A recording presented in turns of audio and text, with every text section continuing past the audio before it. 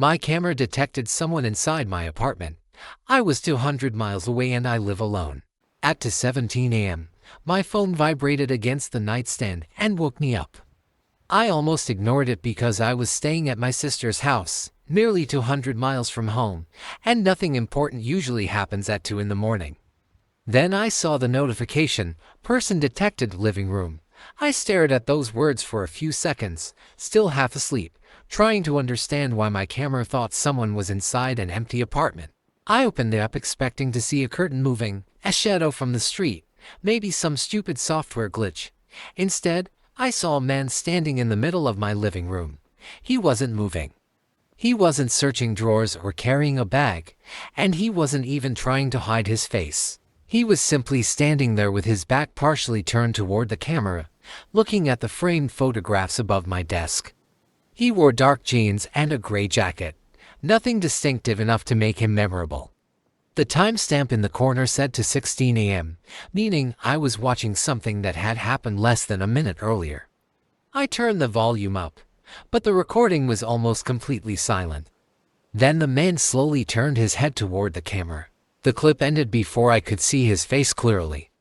I immediately switched to the live feed, but my living room was empty. The lamp near the couch was still on because I'd left it on a timer, and everything looked exactly the way I remembered it. No broken window, no open drawers, no stranger walking through the frame. I checked the second camera pointing toward my front door, expecting to see how he entered. There were no motion events at all. According to my security system, a man had somehow appeared inside my apartment without ever opening the door. I called my sister's name so loudly that she came running into the guest room thinking something had happened to me. I handed her my phone without explaining, and she watched the clip twice. The first time she looked confused, the second time she looked scared. "Who is that?" she asked, and I told her I had absolutely no idea. She asked whether I'd given anyone a key, and I said no before suddenly remembering that building management had emergency access. Then she asked the obvious question I hadn't wanted to think about. What if he's still inside? I called the police and explained that I was out of town but had security footage showing an unknown person inside my apartment. The dispatcher asked whether there was any possibility it could be a friend, family member, landlord, or maintenance worker. I said no, and hearing myself say it made everything feel more real. She asked me not to attempt to contact anyone who might be inside and said officers would check the apartment. All I could do was sit on the edge of the bed, staring at the live feed and waiting for something to move. I had never felt so far away from home. The officers called me about 40 minutes later. They had checked the apartment, the hallway, the balcony, and the common areas around my floor. There was nobody inside, and they couldn't find any obvious sign of forced entry. My front door was locked. The windows were closed, and nothing appeared damaged. One officer asked me to send him the recording, which I did immediately. Before hanging up, he said something that should have made me feel better. It may have been someone with authorized access. Instead, it made me wonder who could enter my apartment without appearing on the camera at the front door. I didn't sleep again that night.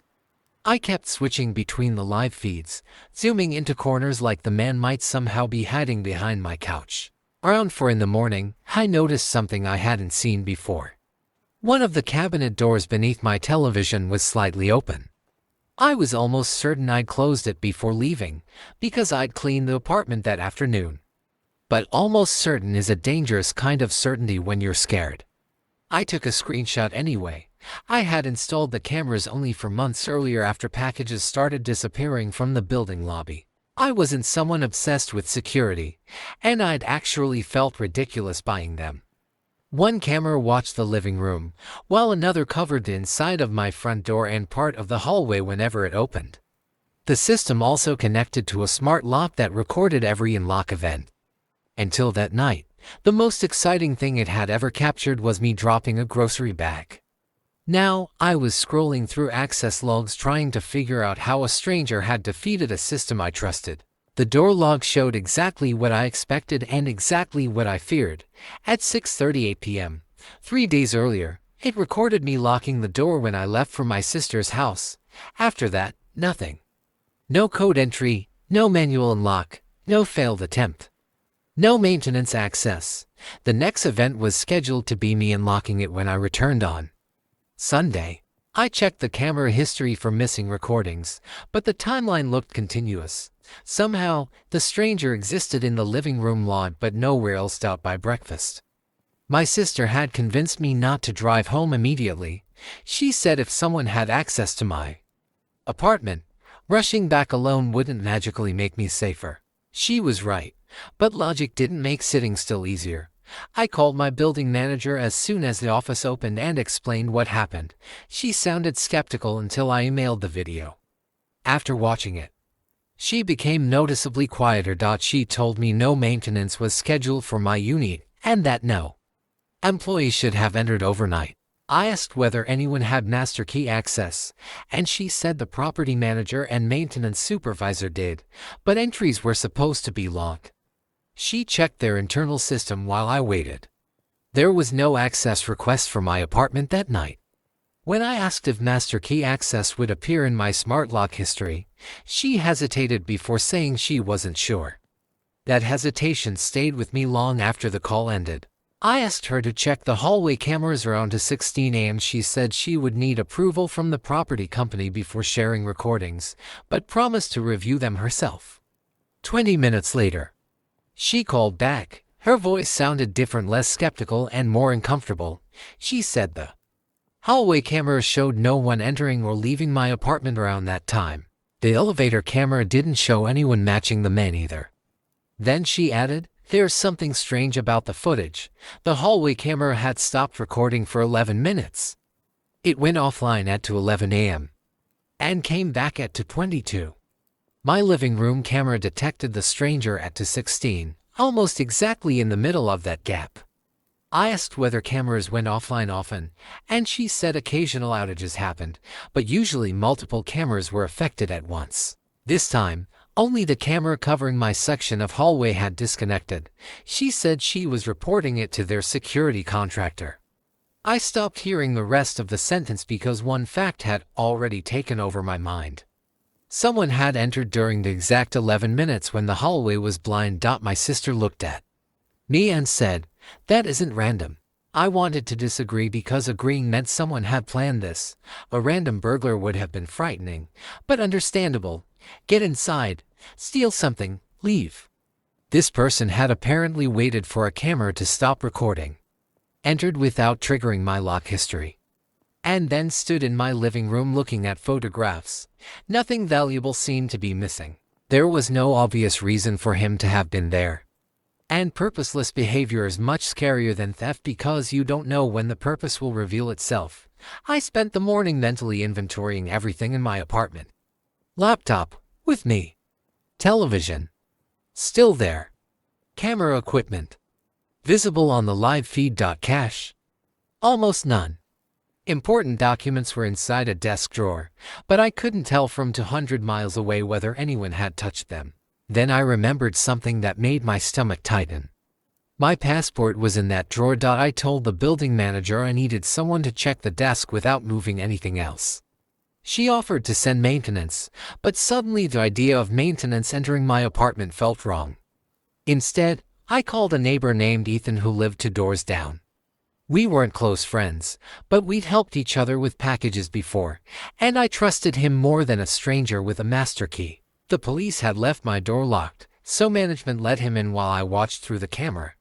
Seeing another person enter my apartment on the live feed felt surreal. After spending hours looking for one, I directed Ethan toward the desk. He opened the top drawer and told me my passport was still there. My birth certificate, spare credit card, and a folder of documents also appeared untouched. I finally exhaled, but then Ethan asked, "Did you leave your bedroom closet open?" I told him no. He walked toward the bedroom, outside the range of my main camera, and I heard him stop. "You might want to see this when you get back," he said. I asked him what he meant, and he switched to a video call. The closet doors were open, and several jackets had been pushed aside. Nothing was on the floor, nothing looked destroyed, but someone had clearly moved things. Ethan pointed his camera toward the shelf above the clothes. A cardboard storage box had been pulled halfway out. Inside it were old photographs, birthday cards, school papers, and other things with almost no financial value. Whoever had been inside seemed more interested in my personal history than my electronics. That was the moment the story stopped feeling like a burglary. Burglars take things they can sell. They don't spend time looking at family photographs when a television is 5 feet away. I told Ethan not to touch anything else and asked him to leave the apartment. He offered to stay until I got home, but I didn't want anyone there if the stranger returned. After management locked the door again, I watched Ethan leave through the door camera. The system recorded his entry and exit perfectly. That detail bothered me more than anything. When Ethan entered using management access, my smart lock recorded mechanical override. When the police entered earlier, it had recorded the same thing. So if the stranger had entered through the front door using a physical key, there should have been an event. I called the building manager again and asked her to confirm that. She did. Then I asked, "So how did he get inside?" She didn't answer immediately. Finally, she said there was technically another possible route into some units, but it wasn't something tenants normally use. My building had been renovated from an older commercial property years earlier, and parts of the service infrastructure still connected utility rooms behind the apartments. Most access panels had supposedly been sealed during renovation. She said my unit shared a wall with a narrow maintenance corridor used for plumbing and electrical work. I had lived there almost 2 years and had never heard of that corridor. I asked if someone could enter my apartment from it. She said, "Not without opening a secured service panel." Then she immediately added that she was sure mine was locked. I asked how she could be sure when nobody had checked it yet. Another pause. She said she'd send the maintenance supervisor to inspect it that afternoon. I told her I wanted police present if anyone entered my apartment again. For the first time, she didn't argue. An officer and the maintenance supervisor checked the utility area a few hours later while I watched through video whenever possible. The access panel was inside my bedroom closet, hidden behind a removable section of wall I had always assumed was part of the building structure. The supervisor moved the storage box and exposed a narrow metal door painted the same color as the wall. It had a lock on it, and according to him, that lock hadn't been changed in years. My stomach turned as I watched him open it. Behind it was darkness. The corridor was barely wide enough for one person. Pipes ran along one wall, electrical boxes along the other, and dust covered most of the floor. The officer used a flashlight while the supervisor explained that the passage connected several utility access points. Then the officer stopped and pointed toward the ground near my panel. The dust there had been disturbed. He couldn't say when, but there were marks consistent with someone recently moving through. My sister and I watched through the call without speaking. I felt sick because the answer was worse than the mystery. The stranger hadn't magically appeared in my living room. He hadn't hacked my smart lock or climbed through a window. He had used a forgotten corridor hidden behind my bedroom closet. And while I'd spent 2 years believing my front door was the boundary of my home, there had been another door behind my clothes the entire time. The officer asked management for a list of everyone with keys to the service corridor. The supervisor said current maintenance employees had access, along with a small number of contractors when authorized, but the lock system was old. And he admitted they couldn't guarantee former contractors didn't still have copied keys. He also mentioned renovation crews had used the corridor extensively several years earlier. That expanded the list from a few employees to people nobody could immediately count. The officer requested names and told management not to change anything until they documented the scene. I should have felt better because we finally knew how someone got inside. Instead, I felt worse because knowing how didn't answer why. Someone had entered through a route most residents didn't even know existed. During the exact minutes when the hallway camera went offline, they walked into my living room, looked at my photographs, searched through a box of personal memories, and left without stealing anything obvious. That required knowledge, timing, and confidence. It wasn't a person wandering around trying doors. It was someone who knew where they were going. I asked the officer whether I should come home. He recommended I wait until they finished documenting the apartment and said there was no reason to rush back that afternoon. My sister agreed immediately, but I hated the idea of my home sitting empty. Every camera notification made me reach for my phone. Every few minutes I checked the live feed even when nothing had happened. By evening, exhaustion finally started winning over adrenaline. I told myself the service panel was now under police attention and nobody would be stupid enough to return. At 11:38 p.m., I received a motion notification from the living room camera. My sister was sitting next to me this time, so neither of us could pretend I'd imagined it. I opened the live feed immediately. The living room was empty, but the camera was pointed slightly farther to the left than before. I checked the event clip.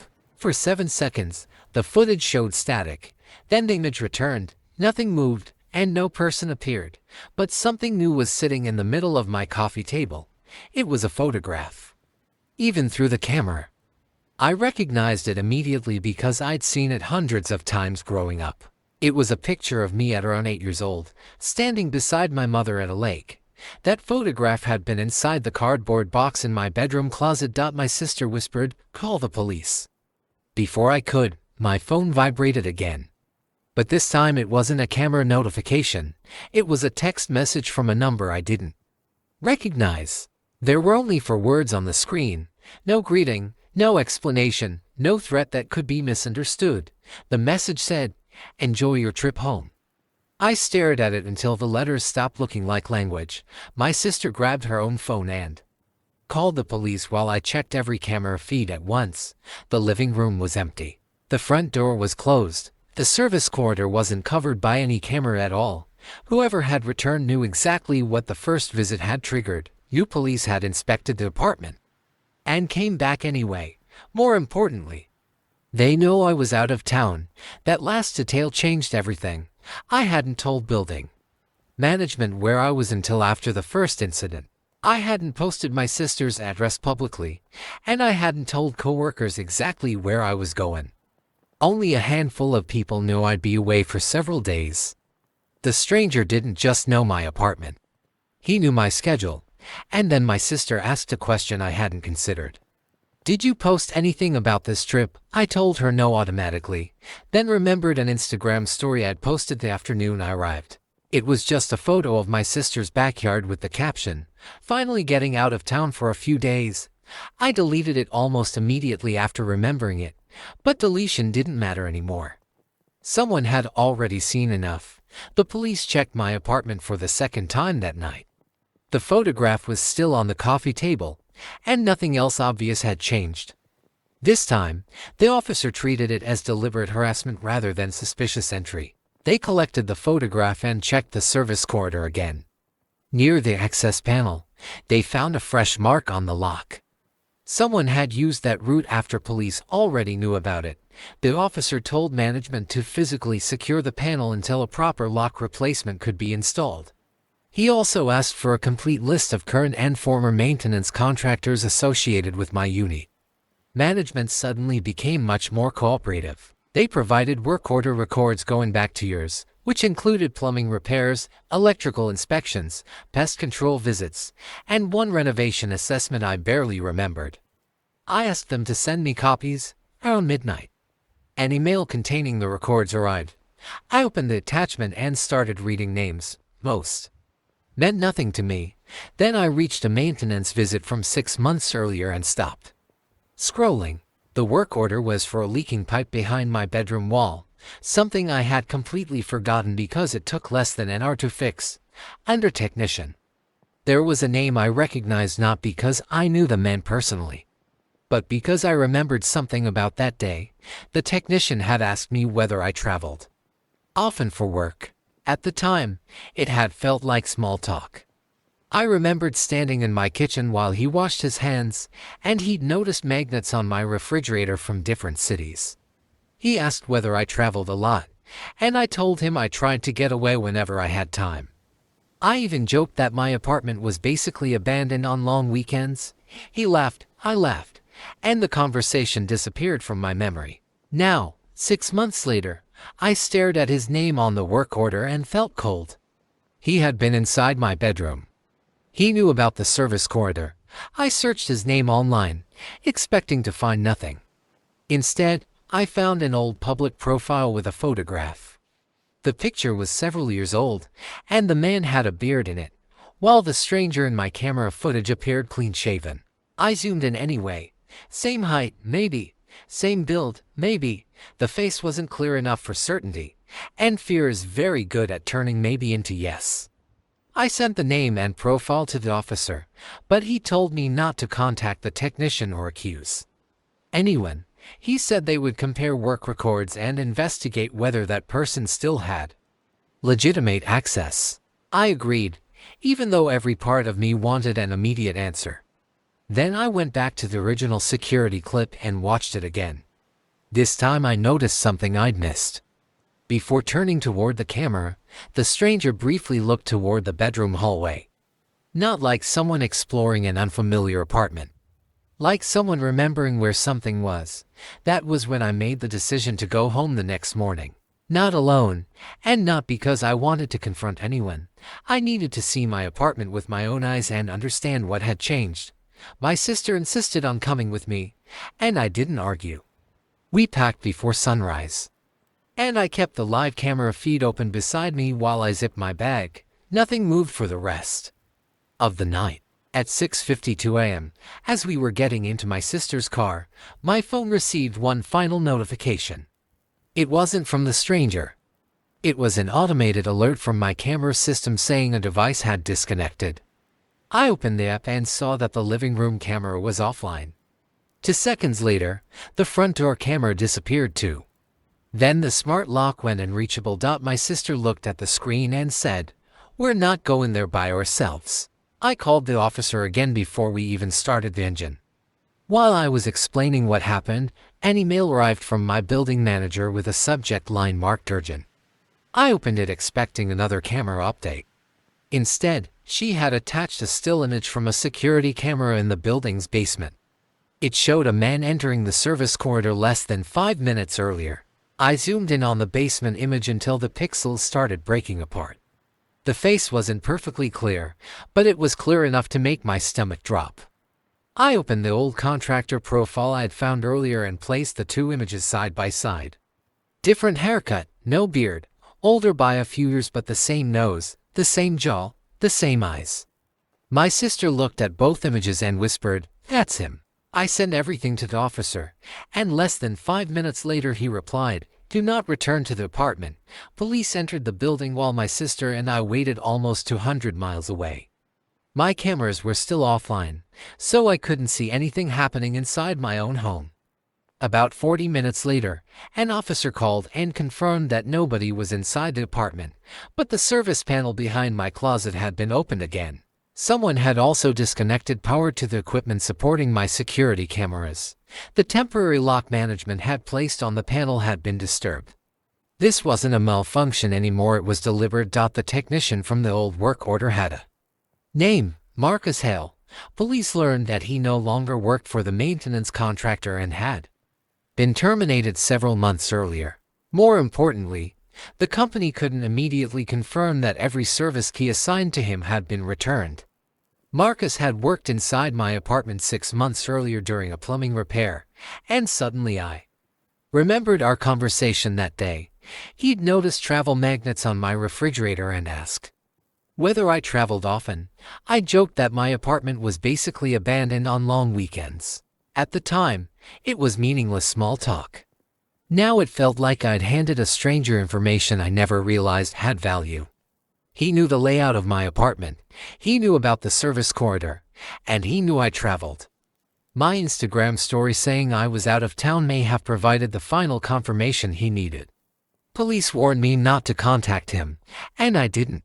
My sister and I started driving home, but we agreed to meet the officers before entering the apartment. During the drive, Detective Lawson called and told me my apartment might not have been the only one. Another resident connected to the same maintenance corridor had reported jewelry missing months earlier without any signs of forced entry. A second resident remembered finding documents moved after returning from vacation but assumed a cleaner had done it. Marcus had previously performed maintenance work in both areas of the building. Suddenly, what happened to me looked less like an obsession and more like a routine. He knew which apartments he could reach without touching their front doors. When we arrived, police let me enter only after they had checked everything again. Seeing the service panel in person was worse than watching it through my phone. Behind my jackets was a narrow metal door opening into a dark maintenance corridor that I hadn't known existed during almost 2 years of living there. Dust covered most of the floor, except near my access point where clear marks showed recent movement. I stood there thinking about all the nights I'd slept less than 15 feet from that panel. My front door had never been the only entrance to my home. Nothing expensive was missing. My television, electronics, passport cards, and cash were all still there. But when I checked the box of family photographs, one picture was gone. It showed me at 17 standing outside my parents' old house. There was no financial value to it whatsoever. That made its disappearance more disturbing than if he had taken money. Police secured the service panel with a new lock while management restricted access to the corridor. The property company finally started reviewing old contractor records and discovered that key control documentation from Marcus's employment was incomplete. They also began contacting other tenants whose apartments shared the same service infrastructure. For the first time, management stopped talking about possible technical issues. This was an unauthorized access investigation now, and the man in my security footage finally had a name. That evening, my sister stayed with me because I couldn't bring myself to sleep there alone. Every pipe noise sounded like movement behind the closet. Around 11 p.m., Detective Lawson called and said police had located Marcus's old work van several blocks away, but Marcus wasn't with it. They were still trying to find him. Lawson told us to keep the door locked and not answer it for anyone we couldn't verify. 20 minutes after that call, someone knocked 3 times. My sister and I froze. I opened the front door camera on my phone, but whoever was outside was standing just beyond its normal field of view. Then a male voice quietly said my first name. I called Lawson immediately and moved away from the door. While we waited, something slid underneath it. It was the missing photograph. Across the picture, written in black marker, were 4 words, "You noticed too late." My hands went cold as I stared at it. Then I heard footsteps moving quickly toward the stairwell. This time, the camera caught the person for less than 2 seconds. He looked directly toward the lens before disappearing from view. It was Marcus. Officers reached the building within minutes. Marcus didn't get far because police were already searching the area around his abandoned van. They detained him several blocks away, and I was later told they recovered items that connected him to unauthorized entries in more than one apartment. I never learned every detail of what he had been doing, and eventually I realized I didn't want to. Knowing enough was already difficult to live with. What mattered was that the entries stopped. The building changed every service lock connected to residential units and installed additional security around the maintenance corridors. Management also changed its contractor access procedures. Although it took an investigation and terrified residents to make that happen, I changed my own locks, added another camera, and moved anything containing personal documents away from hidden access areas. For weeks, I still checked the closet before going to bed. Rationally, I knew the panel was secured. My body didn't care about rationality. The strangest part is that the cameras I bought because of stolen packages probably saved me from never knowing. Without that 17 a.m. notification, I might have returned from my trip, noticed nothing missing, and continued living normally. I might never have known someone had stood inside my living room looking at photographs while I was hundreds of miles away. I might never have discovered the hidden corridor behind my bedroom closet, and neither might the other residents whose apartments had been entered. I used to think home security meant locking the front door and checking the windows. Now I know safety also depends on knowing who has access. You never think about maintenance workers, contractors, old keys, forgotten service spaces. Most of them are completely legitimate, but trust shouldn't mean blindness. And posting that you're away from home can reveal more than you intend, even when it feels harmless. I learned that lesson from a forward notification on my phone. Person detected, living room. I was 200 miles away, and there was supposed to be nobody home.